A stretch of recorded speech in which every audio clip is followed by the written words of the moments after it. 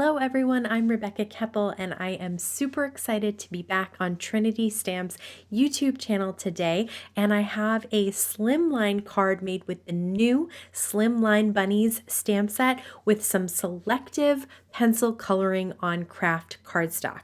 Super easy technique, but lots of fun, and it kind of adds pops of color. So this is the Slimline Bunnies stamp set, and I mentioned that I do this before, but I wanted to show you. So this is a normal stamp and die pocket, and you can see that it would be way too large. So what I do is I cut the entire packaging right between the slimline area and the additional stamps. I'm not cutting any of the stamps, just cutting the top part and the backing with the stamps inside.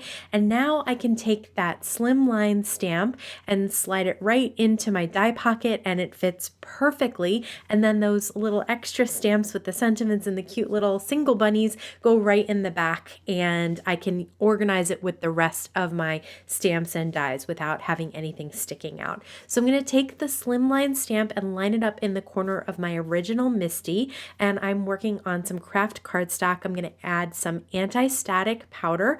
I like to sweep away the excess because the piles of powder to me get in the way of getting a nice clean stamped image. I'm going to use Versamark ink, which is my favorite embossing ink, and I'm going to really press down well to get the whole image stamped out completely. Then I'm going to add white embossing powder on top that will stick to that embossing ink, and just be sure that you don't flick too hard when you're trying to get the excess powder off.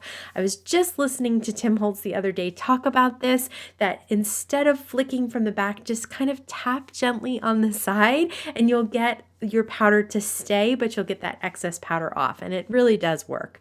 So I have a heat tool that I have heated up quite a bit so that I can go through and melt all of the embossing powder without having to scorch the cardstock.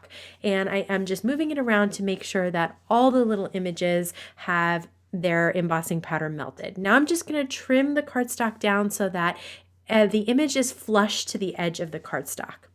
I am using Prismacolor pencils today.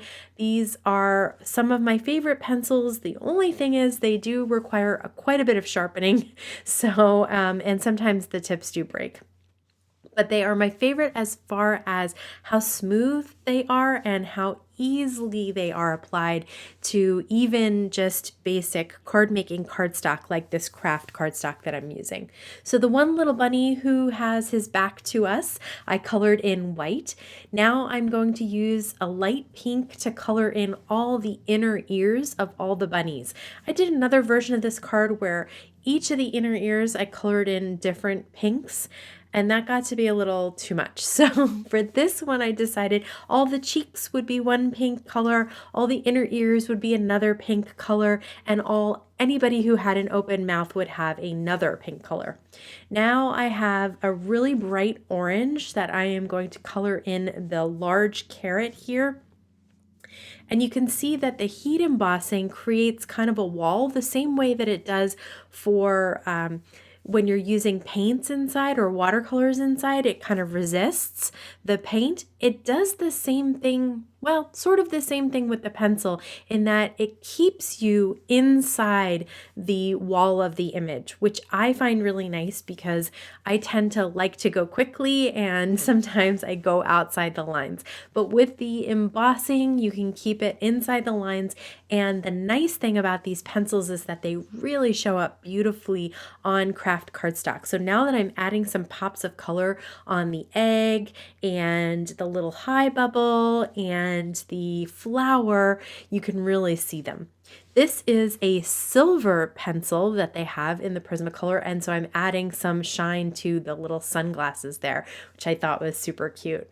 And I liked the way this looked, but I wanted a little bit more color added to it, so I'm going to add some rainbow of pastel colors, working my way from the left to the right, starting with pink, then going to orange and yellow. And what I'm doing is filling in the open spaces between the bunnies bunnies. So I'm doing about 2 rows of each color, just working from top to bottom.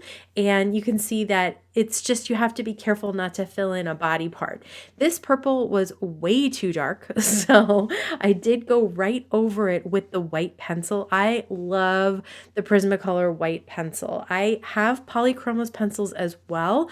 I tend to reach for my Prismacolors because I find them easier for a beginner like myself. And I think the white pencil is just a better pencil than the polychromos because it's just smooth. You really can get some nice white details. So once that was done, I decided to cut out a scalloped border with the scallop die from Trinity Stamps, and I'm just going to adhere our little cut panel of the bunnies down to that scallop border. I just wanted something cute around the edge, and I thought that the little white scalloped went really well with our little white heat embossed bunnies. So that is the basic card panel. And now I'm going to share again how I make my slimline card bases.